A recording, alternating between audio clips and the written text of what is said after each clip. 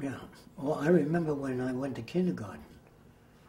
I Really? remember that. My mother took me to kindergarten. PS 205. She took me by the hand and went to kindergarten, and I walked in there and I was just looking. I had a little, like the hats you buy now for me. And I walked in, there was a bunch of kids sitting around, and I had tremendous cheeks, my mother tells me. And then I remember coming into 1A, which was the next thing, and I came in late, and I had these ear flaps in the winter, Yeah. and the teacher bent down as I came, and she says, "Ah, here comes Jacque." As a little kid, I remember that well. I remember that teacher because she seemed to care about all the kids in the classroom. And then there were teachers that had no humanity at all. They were cold. They came in, sit at that desk and keep your hands clasped, you know. The regimented type teachers. They turned me off because they were not like my grandfather, who was a very warm type of person, very humanistic, very concerned, but not able to come up with any answers, you know. He says, that's the will of God, you know, whatever happened was the will of God. And he apparently accepted that. I didn't deal much with religion at that time. Had no way of looking at it.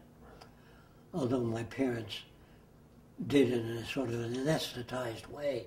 They went to house of prayer because that's what people did. And it just looked incorrect. Then there was a motion picture, the original, Cecil B. DeMille, 10 Commandments, that I saw. I think I may have been 8 or 9. And I saw that movie and I came out and I went to my older brother and I said, I don't understand why the Egyptians didn't believe in our God. He said, well, maybe they were atheists. He didn't know what I meant. I said, what's an atheist? And he told me a bit about evolution. I said, that makes a lot of sense. As a kid, makes much more sense than the stories I've heard. Then I've watched religious people. I've watched the pastor of a given church walking down the street, and I watched a well-stacked girl walking by. I noticed he was looking at her, you know, and he didn't even know he was doing that. Then I noticed a rabbi coming out of a synagogue on a holiday, and there was a couple of bucks or a buck on the pavement, and he kicked it into the bushes because you're not supposed to touch money on Saturday, you know. And then I noticed things like that. They were contradictions. But there were so many funerals in my neighborhood. People were dying, you know, and they didn't live very long. And I noticed the wives crying and screaming behind the hearse, why, in the prime of life, you know, take my son.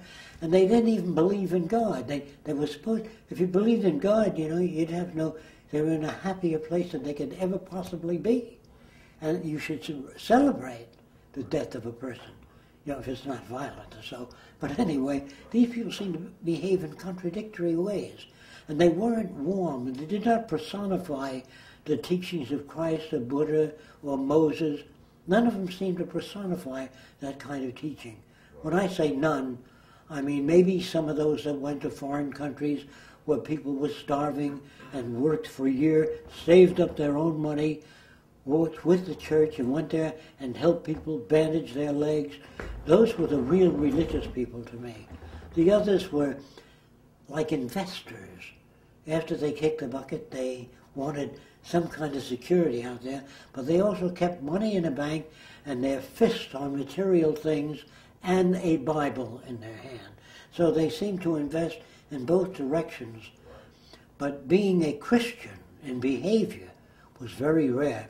Particularly that time I talked about when I was hitchhiking. And this woman driving a brand new car, she opened the door part of the way. She says, are you a Christian? Very cold like. And I said, you know, what else? So she says, get in. And I said I hadn't slept for days, and I fell asleep, and she hit me in the ribs hard. She says, you're not sleeping in my car, you are singing all the way to Texas. I said, what do you want me to sing?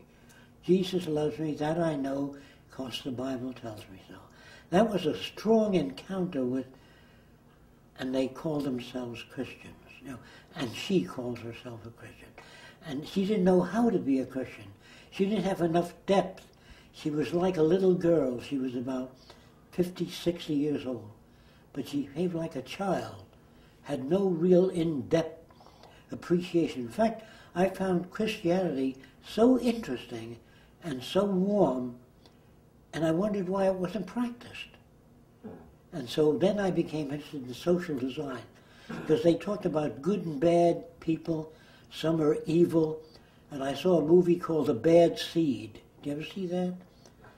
She just saw it the other day for the first time. Really? Oh yeah, I've seen it. It was a terrible motion picture, because they didn't show the factors that made the child that way, just like she was born with some insufficiency. And with a little bit of psychology that I had, I knew that was wrong.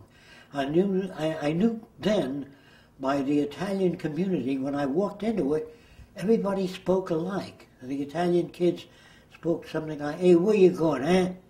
Maron, you know, where? You done that, man, you're a good drawer." If you were an artist, you know. And then when I went into the Jewish neighborhood, the neighborhood, separate neighborhood, the kids would say, "Are you making a living? Are you earning a living? Are you making money?" And it was so scarcity-oriented, not all of the kids, but many from that community. And the parents says, "What does he do for a living? What did he learn in school?" You know, and the Italian family was, "Come on, they eat. It's good for you. Take it to suspenders and put them out, and they eat the good food." You know, and then the Swedes were very cold. The Swedish community didn't show much emotion.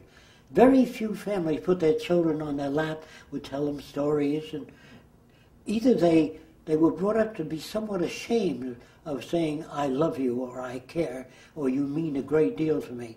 And I noticed all these people seemed to be alike. And the Arab community was, your father, he make living, you know, what he do for a living?